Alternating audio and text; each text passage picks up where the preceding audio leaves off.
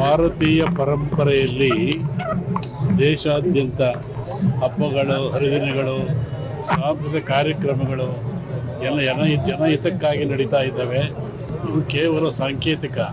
ನಿಜವಾದ ಅರ್ಥ ಏನಂದರೆ, ದುಷ್ಟ ಶಕ್ತಿಗಳು ಹೋಗಬೇಕು ಅಂದರೆ ಮನುಷ್ಯಗಂತ ಕೋಪ, ತಾಪ, ಆಸೆ, ಅರಿಸಿಟ್ಟು ಗೆಲ್ಲಬೇಕು.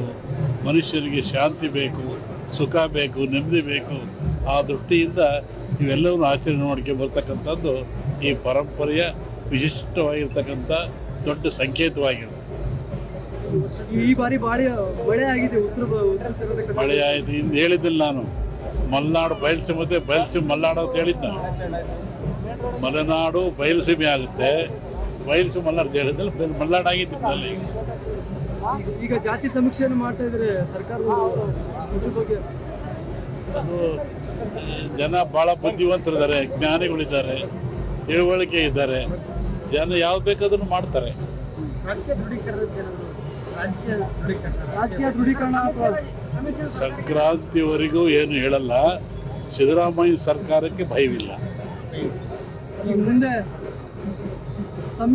ಸರ್ಕಾರಗಳ ರಚನೆ ಆಗೋದಾದ್ರೆ ಹೇಳಿದ ಜನವರಿ ಕಳೆದ ಮೇಲೆ ಹೇಳ್ತೀನಿ. ಕಳೆದ್ರು ಸಿದ್ದರಾಮಯ್ಯ ಸರ್ಕಾರಕ್ಕೆ ತೊಂದರೆ ಇಲ್ಲ. 5 ವರ್ಷ ಪೂರ್ವಗಳು ಆಮೇಲೆ ಹೇಳ್ತೀನಿ, ಜನವರಿ ಆದ್ಮೇಲೆ ಹೇಳ್ತೀನಿ. ಅದು ಸಂಕ್ರಾಂತಿ ಮೇಲೆ ನೋಡಿ ಹೇಳ್ಬೇಕಾದ್ರೆ ಸಂಕ್ರಾಂತಿವರೆಗೂ ಭದ್ರಾಗಿರುತ್ತೆ. ಅಲ್ಲೂ ಮುಂದೂ ಭದ್ರಾಗಿರುತ್ತೆ ನೋಡಿ.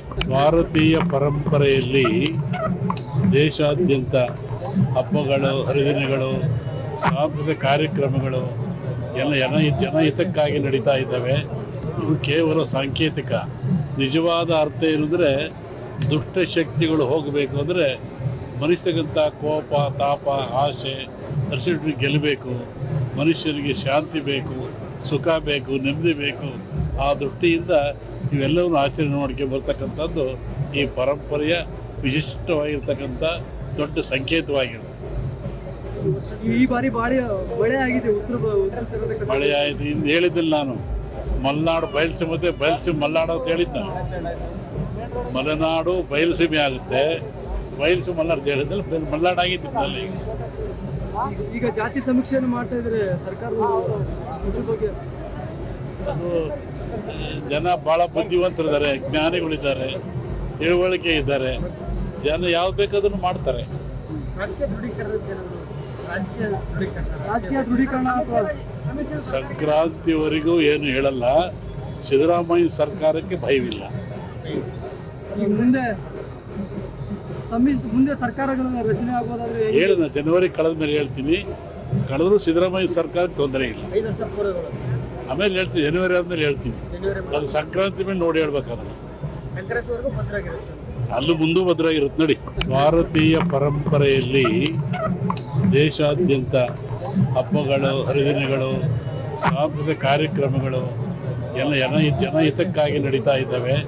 ಇವು ಕೇವಲ ಸಾಂಕೇತಿಕ. ನಿಜವಾದ ಅರ್ಥ ಏನಂದರೆ, ದುಷ್ಟ ಶಕ್ತಿಗಳು ಹೋಗಬೇಕು ಅಂದರೆ ಮನುಷ್ಯಗಂತ ಕೋಪ, ತಾಪ, ಆಸೆ, ಅರಿಸಿಟ್ಟು ಗೆಲ್ಲಬೇಕು. ಮನುಷ್ಯನಿಗೆ ಶಾಂತಿ ಬೇಕು, ಸುಖ ಬೇಕು, ನೆಮ್ಮದಿ ಬೇಕು. ಆ ದೃಷ್ಟಿಯಿಂದ ಇವೆಲ್ಲವನ್ನು ಆಚರಣೆ ಮಾಡ್ಕೊಂಡು ಬರ್ತಕ್ಕಂಥದ್ದು ಈ ಪರಂಪರೆಯ ವಿಶಿಷ್ಟವಾಗಿರ್ತಕ್ಕಂಥ ದೊಡ್ಡ ಸಂಕೇತವಾಗಿರುತ್ತೆ. ಈ ಬಾರಿ ಮಳೆ ಆಗಿದೆ. ಮಳೆ ಆಯಿತು. ಇಂದು ಹೇಳಿದ್ದಿಲ್ಲ ನಾನು, ಮಲೆನಾಡು ಬಯಲುಸೀಮೆ ಮಲೆನಾಡು ಅಂತ ಹೇಳಿದ್ದ. ಮಲೆನಾಡು ಬಯಲುಸೀಮೆ ಆಗುತ್ತೆ, ಬಯಲುಸೀಮೆ ಮಲೆನಾಡು ಅಂತ ಹೇಳಿದ್ದಲ್ಲಿ ಮಲೆನಾಡು ಆಗಿತ್ತು.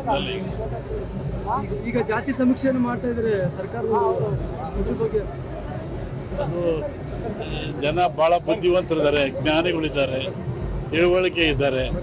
ಜನ ಯಾವ್ದು ಬೇಕಾದನ್ನು ಮಾಡ್ತಾರೆ. ರಾಜಕೀಯ ದೃಢೀಕರಣ ಅಥವಾ ಸಂಕ್ರಾಂತಿವರೆಗೂ ಏನು ಹೇಳಲ್ಲ. ಸಿದ್ದರಾಮಯ್ಯ ಸರ್ಕಾರಕ್ಕೆ ಭಯವಿಲ್ಲ.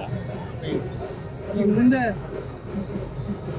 ಮುಂದೆ ಸರ್ಕಾರಗಳ ರಚನೆ ಆಗೋದಾದ್ರೆ ಹೇಳಿದ ಜನವರಿ ಕಳೆದ ಮೇಲೆ ಹೇಳ್ತೀನಿ. ಕಳೆದ್ರು ಸಿದ್ದರಾಮಯ್ಯ ಸರ್ಕಾರಕ್ಕೆ ತೊಂದರೆ ಇಲ್ಲ. 5 ವರ್ಷ ಪೂರ್ವಗಳು ಆಮೇಲೆ ಹೇಳ್ತೀನಿ, ಜನವರಿ ಆದ್ಮೇಲೆ ಹೇಳ್ತೀನಿ. ಅದು ಸಂಕ್ರಾಂತಿ ಮೇಲೆ ನೋಡಿ ಹೇಳ್ಬೇಕಾದ್ರೆ ಸಂಕ್ರಾಂತಿವರೆಗೂ ಭದ್ರಾಗಿರುತ್ತೆ. ಅಲ್ಲೂ ಮುಂದೂ ಭದ್ರಾಗಿರುತ್ತೆ ನೋಡಿ.